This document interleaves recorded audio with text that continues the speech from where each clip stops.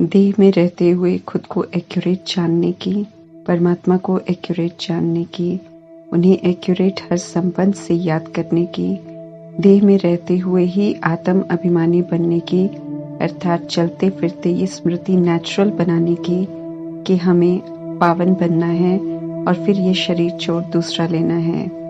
इस अभ्यास से बाप समान निर्भय बनने की, निराकार बिंदु में सिंधु परमपिता परमात्मा के, हम ओरिजिनल में निराकार आत्माओं के लिए आज की मुरली से शिक्षाएं।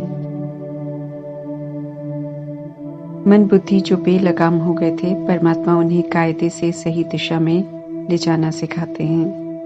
पहले मन को परमात्मा में लगाना सिखाते हैं ताकि मन में सुधार आए, और बुद्धि के लिए मर्यादाएं तय कर और लकीर के अंदर ही रहने की श्रीमत देते हैं।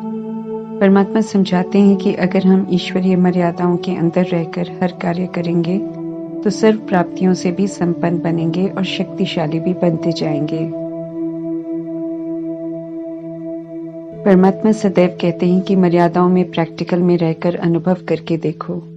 मर्यादाओं प्रमाण चलने से जो सुख, शांति, खुशी और शक्ति मिलती है, अगर उसे हम एक बार अनुभव कर लेंगे तो कभी भी बुद्धि को मर्यादाओं की लकीर के बाहर नहीं निकलने देंगे।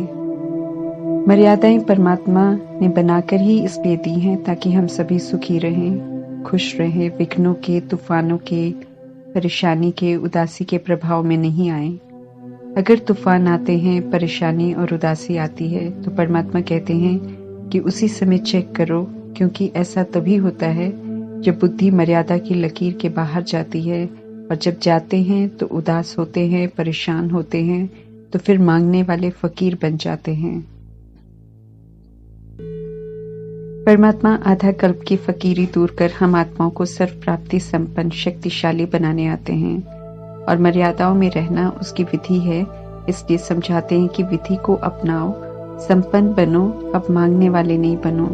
सदैव मर्यादाओं की लकीर के अंदर रहकर ही प्रजापिता ब्रह्मा और जगदम्बा सरस्वती लवली और लकी बने, अर्थात लक्ष्मी नारायण बने। परमात्मा के बिल्कुल समीप स्थान प्राप्त किया, सूक्ष्म वतन से भी परमात्मा के साथ सेवाओं पर हैं, और विश्व की बादशाही का बेहद का संपूर्ण वर्षा लिया। परमात्मा हम सभी आत्माओं को कहते हैं कि मर्यादाओं की लकीर के अंदर रहो तो लवली और लकी बन जाएंगे। जो कभी देह के संबंध, देह की वस्तु, देह की दुनिया से कभी अटैच नहीं होते, वे सदैव न्यारे रहते हैं, किसी बंधन में नहीं आते, ट्रस्टी बन कार्य व्यवहार में आते हैं। वे परमात्मा के प्यारे बनते हैं और सदैव सेफ रहते हैं। परमात्मा कहते हैं ऐसे न्यारे और प्यारे बनो। आत्मा का भान, आत्मा के स्वधर्म की स्मृति, आत्मा के स्वरूप की स्मृति, परमधाम निवासी हूँ की स्मृति, परमात्मा की हूँ की स्मृति, अपने कर्तव्य की स्मृति, पावन बनने की स्मृति से आत्मा का पाठ पक्का करते हुए उस स्टेज तक पहुंचना है जब ये स्मृति पक्की हो जाए कि अब ये शरीर छोड़ हमें दूसरा लेना है। परमात्मा कहते हैं कि इसे कहते हैं आत्म अभिमानी बनना, और ऐसा देह में रहते हुए ही बनना है। परमात्मा वरदान देते हैं कि आत्म अभिमानी बनो, और इसका प्रैक्टिकल और नेचुरल स्वरूप पक्का करने के लिए चलते फिरते, उठते बैठते यही अभ्यास करते रहो तो बहुत उन्नति होगी। संकल्प, बोल, कर्म में परिवर्तन होता जाएगा और स्थिति श्रेष्ठ बनती जाएगी। जैसे हम आत्माएं अति सूक्ष्म ज्योति बिंदु स्वरूप हैं जो पाठ बजा रहे हैं, लेकिन इन स्थूल नेत्रों से दिखाई नहीं देते, लेकिन है तो चैतन्य अविनाशी। ऐसे ही हम आत्माओं के पिता भी अखंड ज्योति नहीं बल्कि अति सूक्ष्म ज्योति बिंदु हैं, लेकिन विशेषताओं के सागर हैं। उन जैसा कोई नहीं। परमात्मा ये स्पष्ट करते हैं कि जब तक हम अपने आत्मा के ओरिजिनल निराकार स्वरूप के भान में रहकर निराकार परमात्मा को याद नहीं करेंगे, तब तक एक्यूरेट याद नहीं कर सकेंगे। याद के बीच अपनी देह का भान न हो, ऐसी एक्यूरेट याद में रहने से विक्रम विनाश होते हैं। ऐसी ही याद में रहने से आत्मा पावन बनती है और सर्व प्राप्तियां होती हैं। बिना पहचान की याद हम सभी ने देह अभिमान में 63 जन्म की है, परंतु अभी परमात्मा अपनी पहचान देकर याद करने की समझ देते हैं। आत्माएं शरीर में आकर भिन्न भिन्न देश, धर्म, जाति की बन गई हैं, लेकिन सभी शरीरों में विराजमान आत्माओं के पिता निराकार परमात्मा ही हैं। आत्मा का देश परम धाम है और आत्मा का धर्म पवित्रता है, क्योंकि आत्मा देह अभिमान में आकर भूल गई है। अभी फिर से परमात्मा हमें याद दिला रहे हैं। इस स्मृति को पक्का कर हमें औरों को भी याद दिलाने की सेवा करनी है, क्योंकि सब भूले हुए हैं, इसलिए अपने स्वधर्म के विपरीत चल रहे हैं। अभी हमें फिर से नया बनना है। सृष्टि अनादि है, लेकिन इसमें ड्रामा का चक्र 5000 वर्ष तक चलता है और फिर से रिपीट होता है। कल्प के अंत में परमात्मा हम आत्माओं से मिलते हैं, आत्माओं को पुराने से नया बनाते हैं। पुराना अर्थात पतित, नया अर्थात पवित्र। आज की हालत देखकर भी लोग शास्त्रों अनुसार समझते हैं कि 40,000 वर्ष कलयुग और चलेगा। बुद्धि का नेत्र बंद है, इसलिए आत्माएं अज्ञानता में हैं। परमात्मा कहते हैं